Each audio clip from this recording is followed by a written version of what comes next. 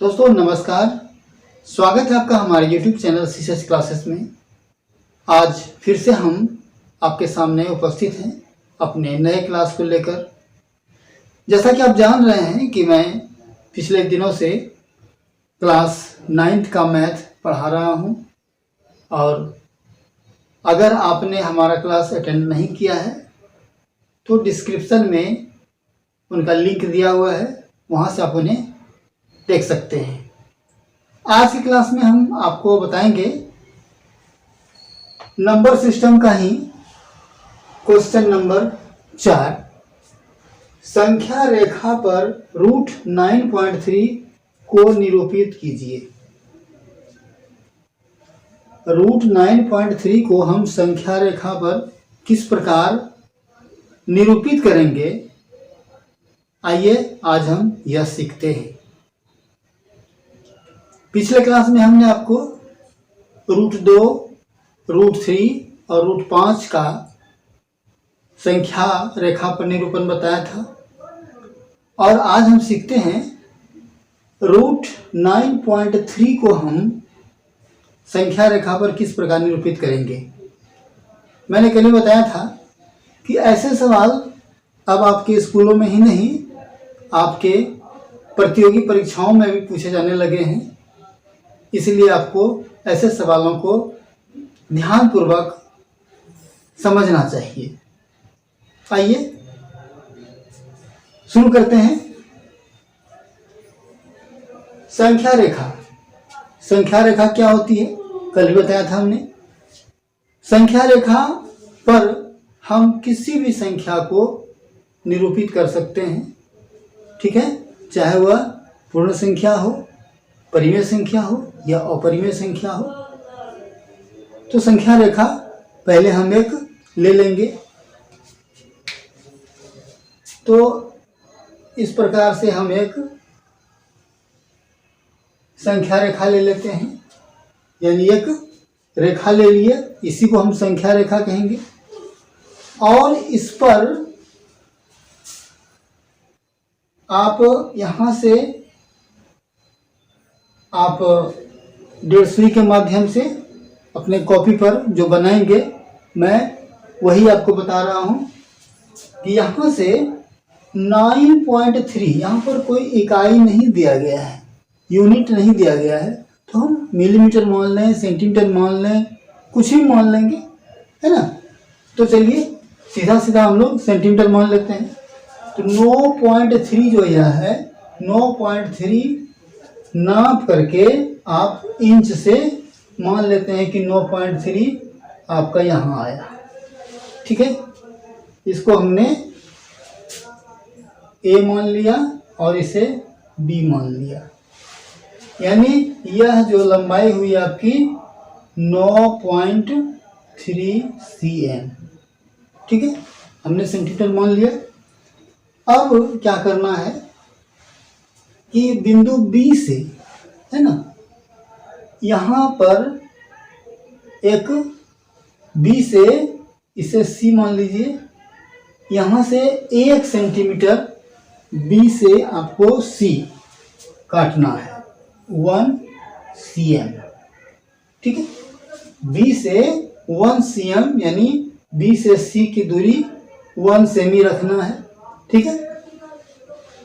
और उसके बाद क्या करना है कि A और C, अब A और C की लंबाई को माप करके, ध्यान दीजिए, A और C की लंबाई जो है, रेखाखंड की जो लंबाई है, इसे आप समद्विभाजित कर दीजिए, ठीक है।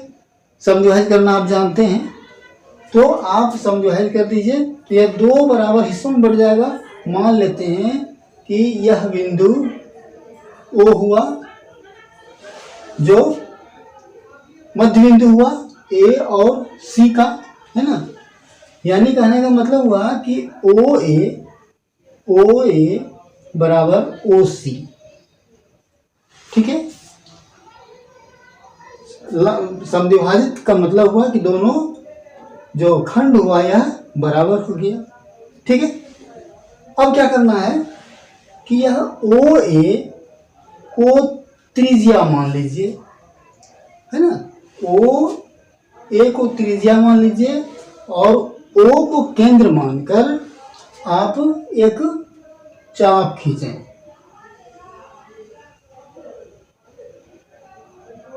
यहाँ क्या मिलेगा, क्योंकि त्रिज्याएं समान होती हैं, तो अगर हम इस चाप को लेकर हम वृत्तखंड खींचेंगे तो हमारा दूसरा यहाँ पर सी पर मिलेगा। ठीक है, अब क्या करना है, स्टेप बाय स्टेप समझिए, जो हमने बताया उसे समझने का प्रयास कीजिए। अब क्या करना है कि इस बी बिंदु से बी बिंदु पर आप एक लंब खींचिए। ठीक है, लंब खींचना भी आप जानते हैं। यहाँ पर लंब खींचने पर आपको इस लंब खींचने पर इसको आगे बढ़ाइए, जो कि मान लेते हैं इस चाप से बिंदु डी पर कट रहा है। इस चाप को बिंदु डी पर यह काट रहा है। ठीक है, अब क्या करना है, अब करना है कि अब बी और डी को माप लेना है। ठीक है, 1.5 सुई से इसे माप लेना है और इसे केंद्र मानकर आपको यहाँ से फिर एक चाप, इसको जरा सा आगे बढ़ा दीजिए, है ना। यहाँ से फिर इस चाप को लेकर के आप एक अर्धवृत्त को इस प्रकार खींचें। ठीक, तो यह जहां पर कटता है मान लेते हैं यह ई बिंदु है। ठीक है, अब आपका बी डी बराबर होगा बीई।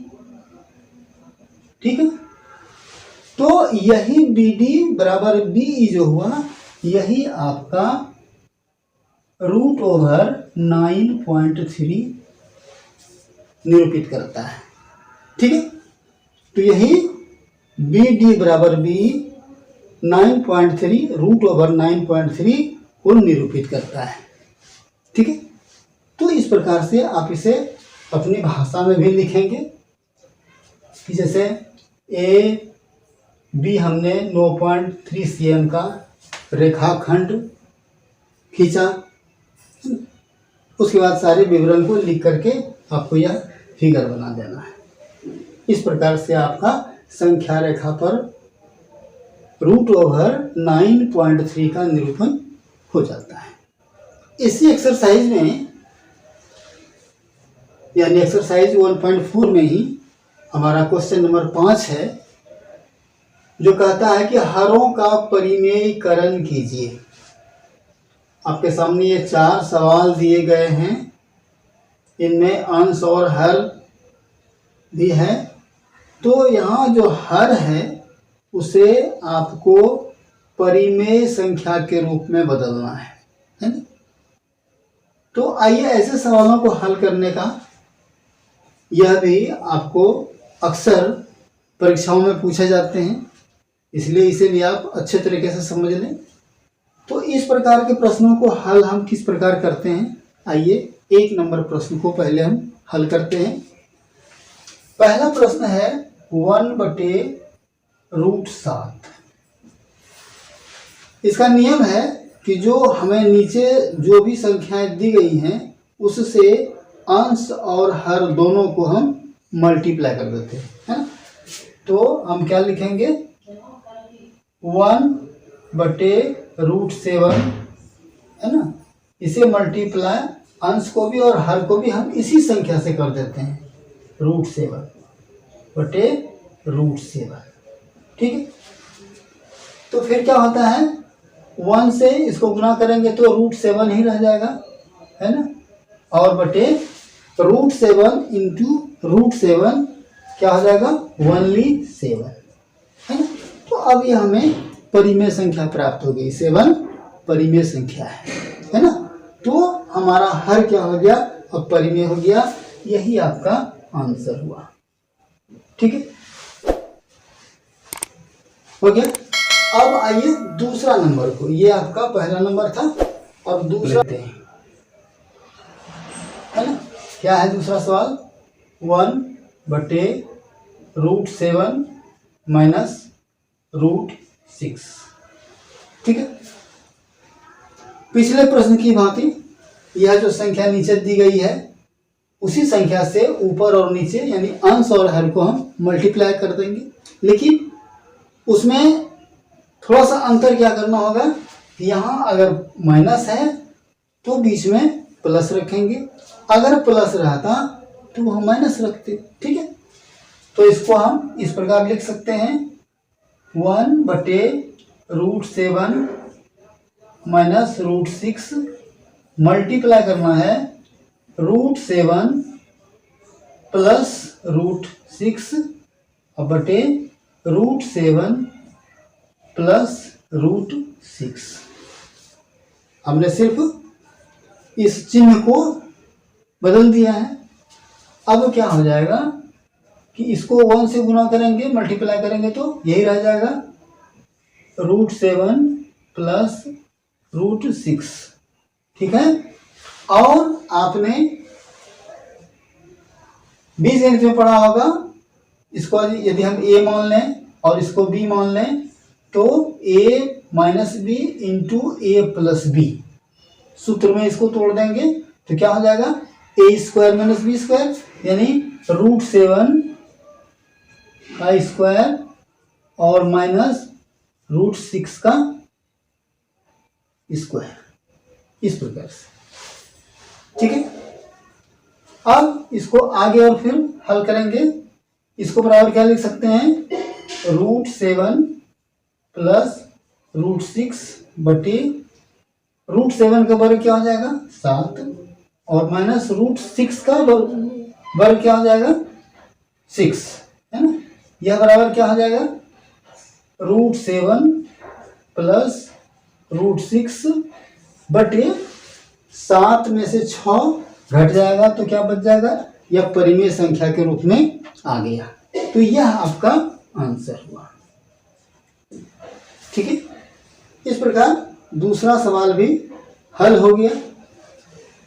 आइए तीसरा सवाल को भी हम इसी प्रकार हल करते हैं, है ना। तो इसे हम थोड़ा सा मिटा देते हैं, इस पूरे को मिटा देते हैं।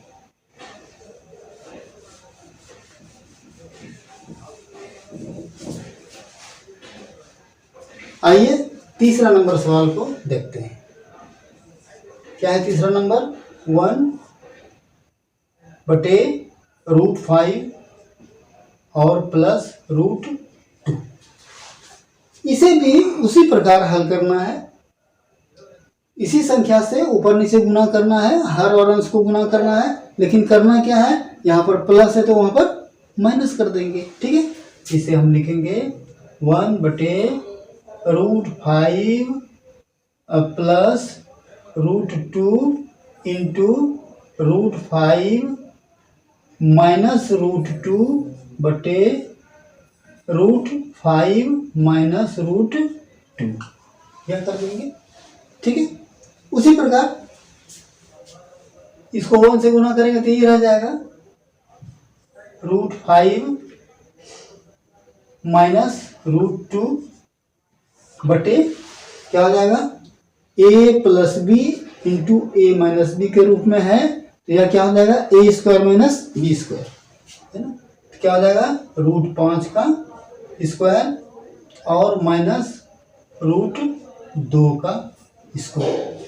ठीक है, अब हम इसे लिखेंगे √5 माइनस √2 बटे √5 का वर्ग क्या हो जाएगा 5 माइनस √2 का वर्ग क्या हो जाएगा 2, है ना। इसे हम लिखेंगे √5 माइनस √2 बटे 5 में 2 गया 3। आपका हर का परिमेयकरण हो गया, है ना, इसलिए यह आपका आंसर हो गया। राइट, अब आइए चौथे नंबर को हल करते हैं और इसे मिटा देते हैं।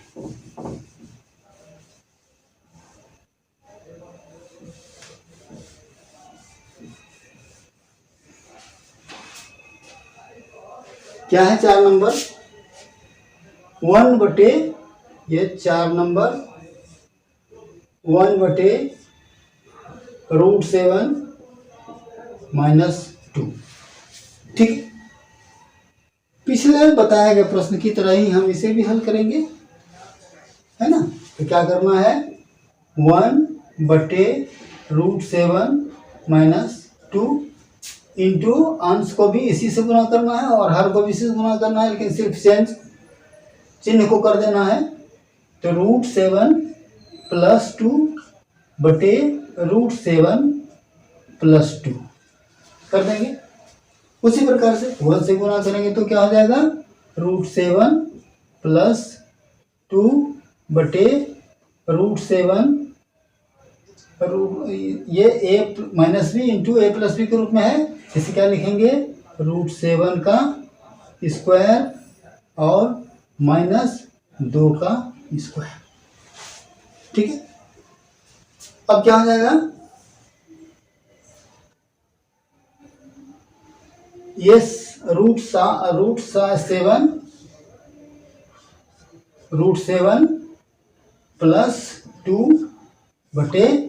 2/√7 का वर्ग क्या हो जाएगा, 7